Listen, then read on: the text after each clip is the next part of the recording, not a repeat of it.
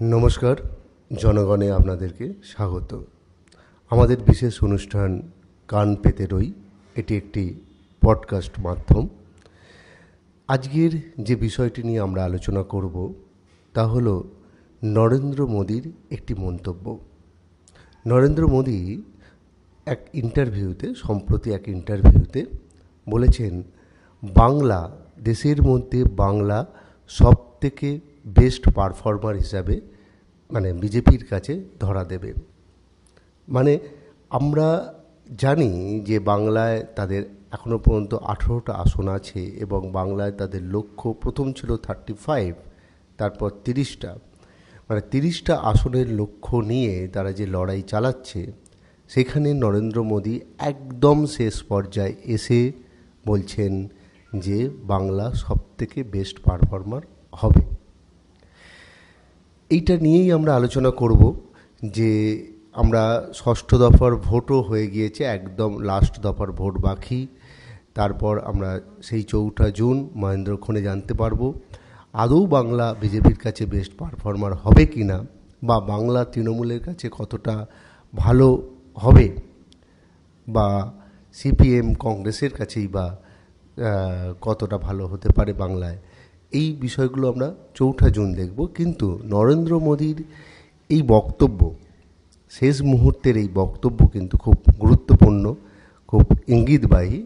এই বিষয়টা নিয়েই আমরা আজকে আলোচনা করব। নরেন্দ্র মোদী সাক্ষাৎকারে শুধু বাংলা বেস্ট পারফর্মার হবে বলে থেমে যাননি, তিনি কয়েকটা ইস্যু নিয়ে কথা বলেছেন এবং প্রথম থেকেই সেই ইস্যুগুলোতে সরব হয়েছিলেন। কিন্তু এই ভোট চলাকালীন একটা নতুন ইস্যু যোগ হয়, সেটা হলো ওবিসি সার্টিফিকেট বাতিল। কলকাতা হাইকোর্ট জানিয়ে দিয়েছে প্রায় 5 লক্ষের বেশি ওবিসি শংসাপত্র, যেখানে মনে হয়েছে যে একটা কারচুপি হয়েছে, অবৈধ, সেগুলোকে বাতিল করেছে। এটা নিয়েই একদম রাজনৈতিক চর্চা শুরু হয়ে গিয়েছে। স্বাভাবিকভাবেই রাজনৈতিক চর্চা শুরু হওয়ার মশলাও ছিল। কি মশলা?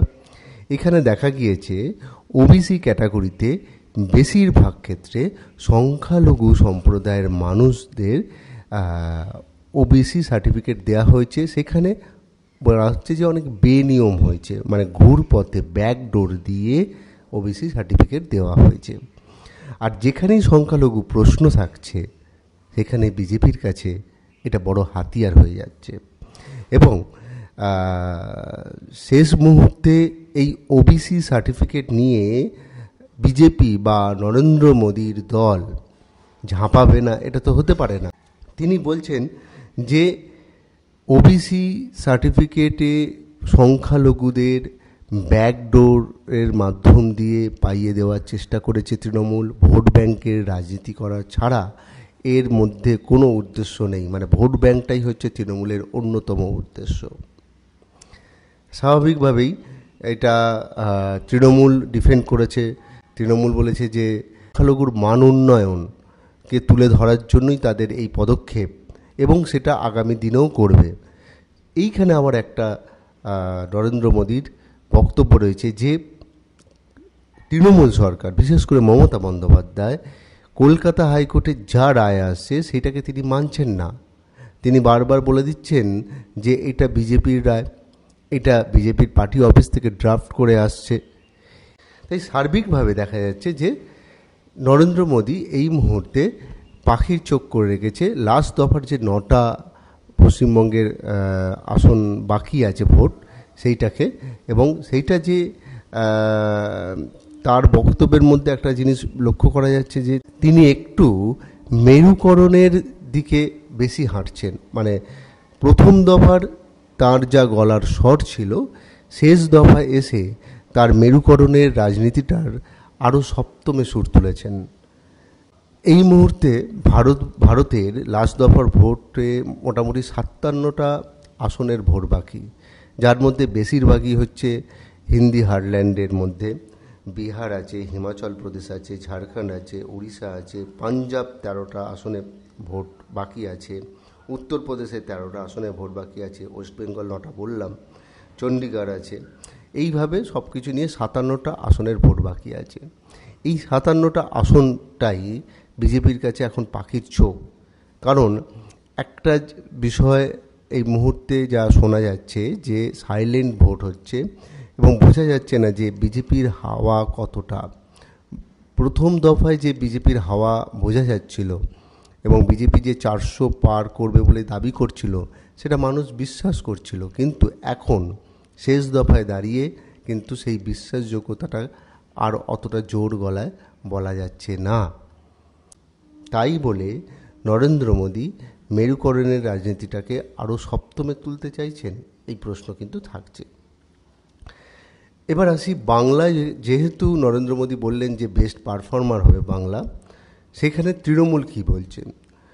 অভিষেক বন্দ্যোপাধ্যায় তিনি কিন্তু মানে নরেন্দ্র মোদীর এই দাবিকে ফুৎকারে উড়িয়ে দিয়েছেন এবং তিনি বলছেন যে ষষ্ঠ দফা পর্যন্ত 33টা আসনে ভোট হয়েছে, তার মধ্যে 23টা আসন কিন্তু তৃণমূল পাচ্ছেই, এখনও বাকি 9টা আসন, তার মধ্যে ডায়মন্ড হারবার পড়ছে।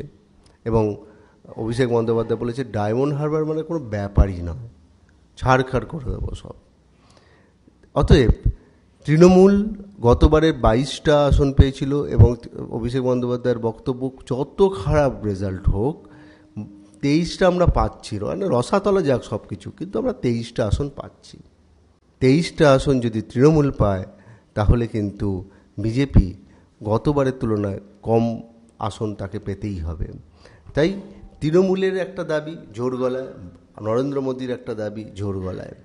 এই গলার জোর কার কত বেশি এবং সেটা প্রমাণিত হবে 4 জুন।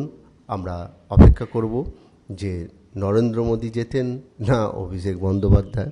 তবে ঠিক আছে, এই কনফিডেন্স দুজনের মধ্যে থাকা ভালো।